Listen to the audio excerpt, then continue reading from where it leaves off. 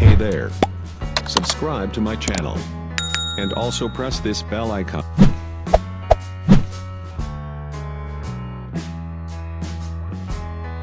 Oke, bismillahirrahmanirrahim. Assalamualaikum warahmatullahi wabarakatuh. Pada kesempatan kali ini kita akan melanjutkan materi mengenai strategi observasi dan reliabilitas dalam pengukuran observasi atau pengumpulan data observasi. Ya.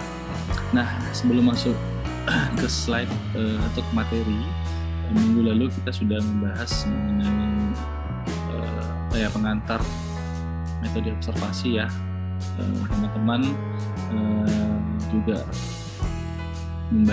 kita membahas mengenai jenis-jenis apa saja sih jenis-jenis observasi dalam psikologi.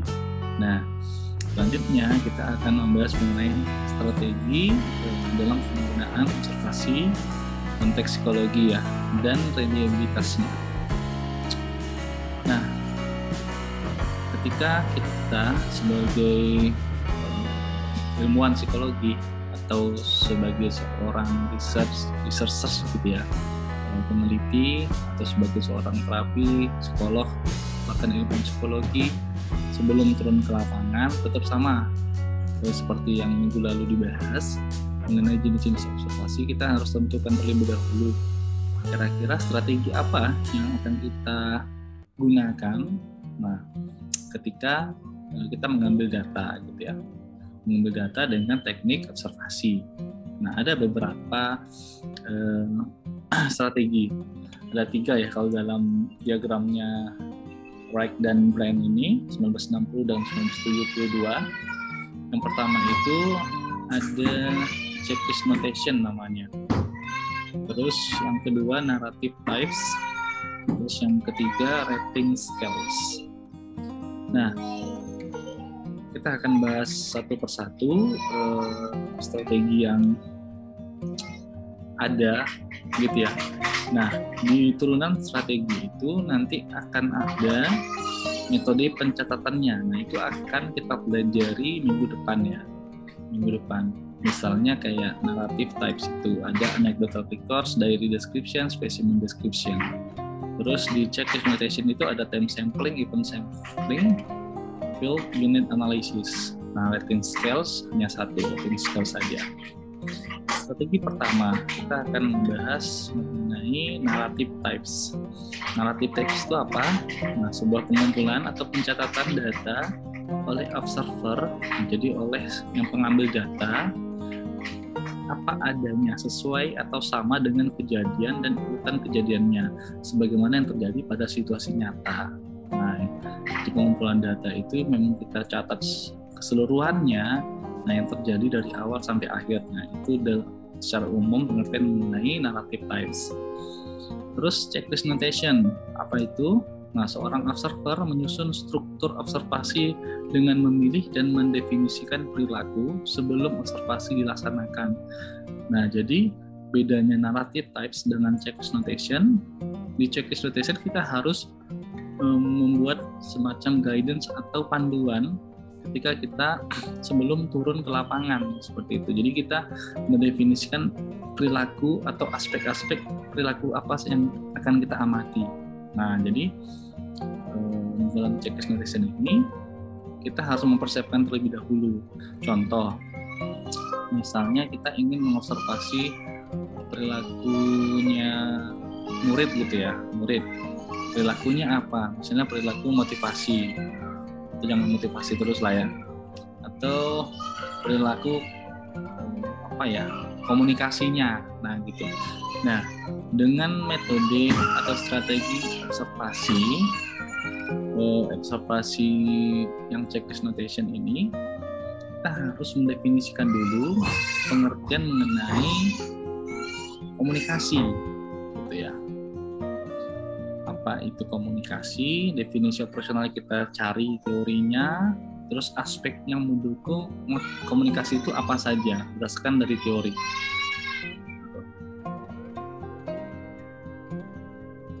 Jadi tadi contohnya perilaku komunikasi siswa ya. Jadi kita harus tahu dulu pengertiannya serta aspek-aspek apa saja yang mendukung atau terjadinya komunikasi tersebut. Jadi dari aspek dan faktor-faktor yang kita dapat dari teori tersebut, dari situlah nanti akan kita jabarkan perilaku-perilaku mengenai komunikasi yang mendukung komunikasi, baik itu perilaku maupun non perilaku gitu ya.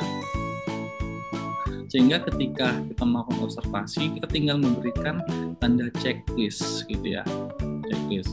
Misalnya contoh, kebetulan kan disertasinya saya itu mengenai komunikasi interpersonal. Nah, komunikasi interpersonal teorinya apa? Faktor untuk mendukung atau aspeknya apa saja komunikasi interpersonal. Kalau komunikasi interpersonal itu kan ada aspeknya itu aspek keterbukaan, ada aspek penerimaan, misalnya kayak aspek keterbukaan. Nah, keterbukaan itu menjadi aspek pendukung ketika kita mengobservasi mengenai komunikasi. Nah, contohnya kayak misalnya kita mengamati anak itu kan, bagaimana komunikasi interpersonalnya. Ternyata ketika kita melakukan observasi dengan metode checklist, aspek keterbukaan itu muncul nggak dari si anak itu. Nah, kalau muncul, kita tinggal berikan checklist. Kalau tidak, ya tidak. Seperti itu. Atau teman-teman ya sering ya menggunakan di lapangan gitu kan.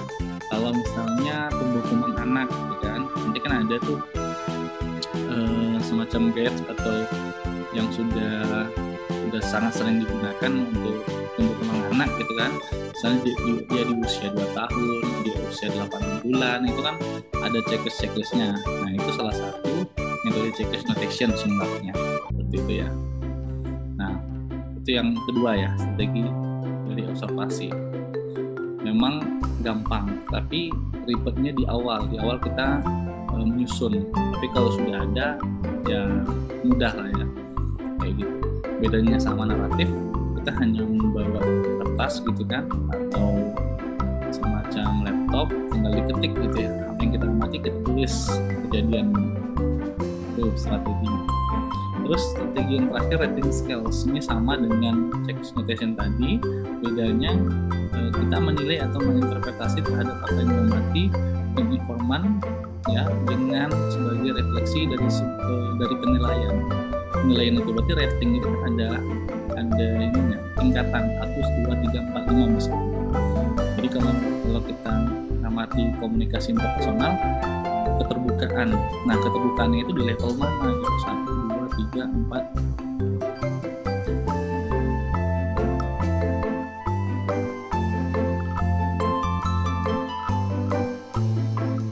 Oke, ini videonya terpotong, jadi kita lanjut saja. Berarti ada 3 ya strategi observasi, ada narrative types, checklist notation, dan rating scales. Nah, checklist notation sama rating scale hampir sama. Kita sebagai observer menyusun terlebih dahulu guidance untuk melakukan observasi. Nah, kalau narrative kita hanya menyiapkan selembar kertas atau buku catatan ya untuk mengamati apa perilaku atau aspek psikologi yang ingin kita teliti atau ingin kita observasikan seperti itu. Nah, ini sebenarnya turunan dari narrative types, terus checklist notation dan rating scales ya. Tapi ini lebih ke metode pencatatannya. Ini nanti minggu depan lebih kita bahas secara satu persatu berserta dengan contohnya. Ini hanya pengantar saja. Jadi kalau tadi itu narrative types itu ada 3 ya, anecdotal records, diary description, specimen description. Nah, kalau ini kurang satu nanti minggu depan dulu kita bahas. Kalau checklist notation ada 3 juga, time sampling, event sampling, meaning analysis. Nah, kalau rating scale berarti dia cuma 1, ya berarti hanya 1 saja rating scales, tidak ada turunannya. Nah, itu mengenai strategi observasi. Jadi nanti minggu depan strategi observasi ini kita akan bahas lebih detail mengenai metode pencatatannya. Jadi kalau misalnya teman-teman turun lapangan nih, kan menentukan dulu di persiapan kita aspek psikologi apa yang kita amati, terus siapa objek dan subjeknya. Nah ini terus jenisnya kita menggunakan apa observasinya ya. Terus strategi dan pencatatan. Jadi kalau misalnya kita menggunakan pencatatan analytical records, berarti strateginya dinamakan narrative types seperti itu. Kalau kita menggunakan semacam checkers notation, nah kita menggunakan time sampling, effort sampling, atau field image analysis seperti itu ya. Oke, itu untuk strategi observasi sudah selesai. Berarti kita lanjut ke materi selanjutnya mengenai reliabilitas observasi atau pengukuran observasi. Kenapa reliabilitas ini perlu kita pelajari?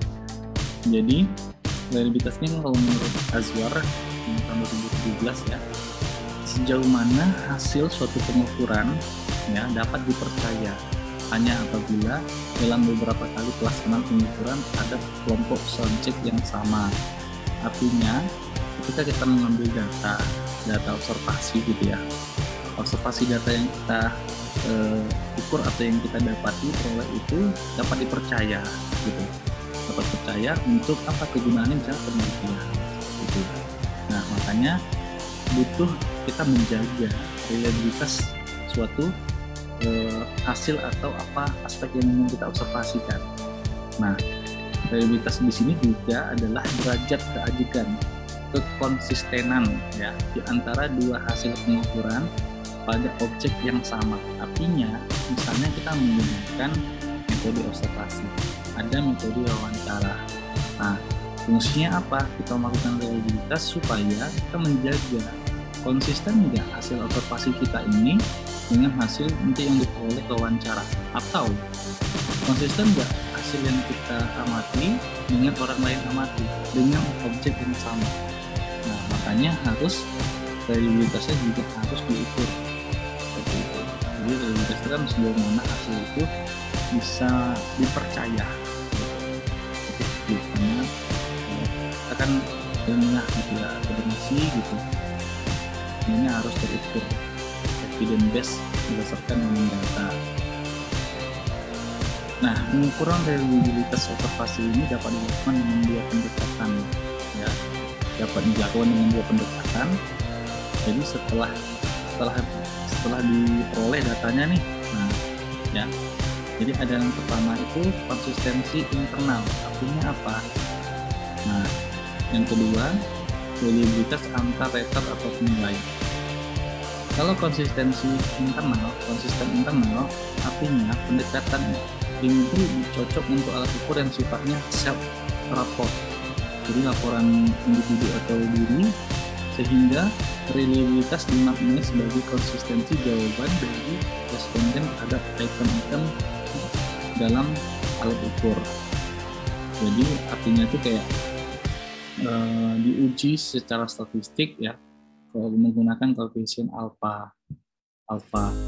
Kalau misalnya ada data kuantitatifnya, nah bisa diuji lah gitu. Kayak misalnya norma kelompok gitu, kita mengobservasi data satu kelas itu misalnya ada 40 orang. Nah datanya ada data kuantinya, data nilainya, nah, itu bisa kita normakan norma kelompok. Misalnya saya ngamatin A gitu kan, nilai A-nya itu tadi misalnya komunikasinya tinggi. Nah tingginya itu belum bisa kita artikan apakah tingginya itu sama dengan tinggi di kelas lain. Nah tidak bisa kan, jadi kita harus uji dulu apakah tingginya itu hanya di dalam kelompoknya atau tidak gitu. Sama kayak kita pemilihan kelas ya, pemilihan kelas kayak di zaman SMA itu seperti itu, ada kelas unggulan, ada kelas biasa. Nah kelas unggulan misalnya dia juara rendah lah gitu kan, itu kan belum tentu dia itu ketika di tempat lain dia juara rendah juga, atau dia juara satu di situ. Nah itu memang harus di tes dulu. Jadi itu namanya konsisten internal. Agar apa? Nah agar memang datanya itu bisa digunakan sesuai dengan kelompoknya. Jadi itu konsisten internal.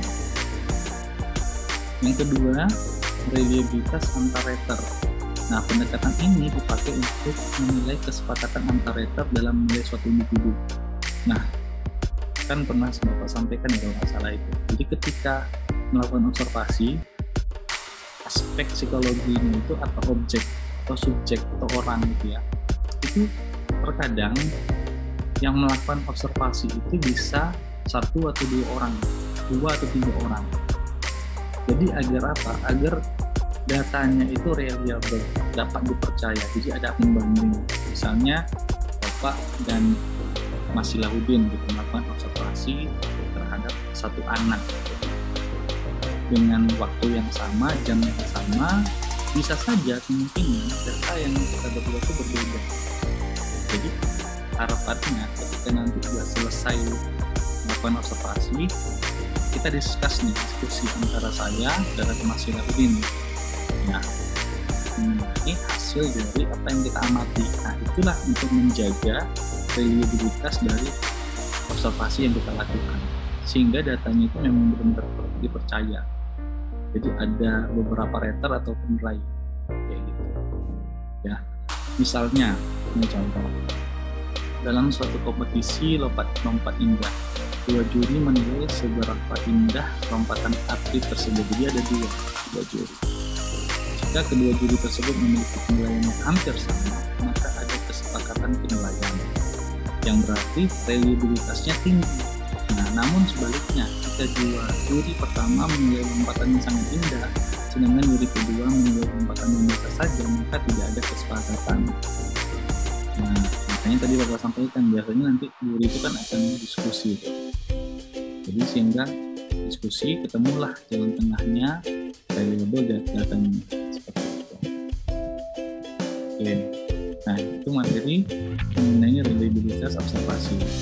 Sekarang terakhir, sesuai Bapak sampaikan di grup, teman-teman silakan resume materi ini dengan catatan atau bahasa sendiri, terus berikan beberapa satu pertanyaan aja dah, satu pertanyaan yang bisa nanti kita diskusikan minggu depan. Jadi boleh tulis tangan, boleh ketik, resume, terus pertanyaan mengenai dua materi ini, materi strategi dan materi reliabilitas observasi. Nah, itu saja. Dikumpul paling lambat minggu depan di e-learning seperti itu. Oke, terima kasih sudah cukup jelas. Jika belum jelas nanti tanya saya di grup. Assalamualaikum warahmatullahi wabarakatuh.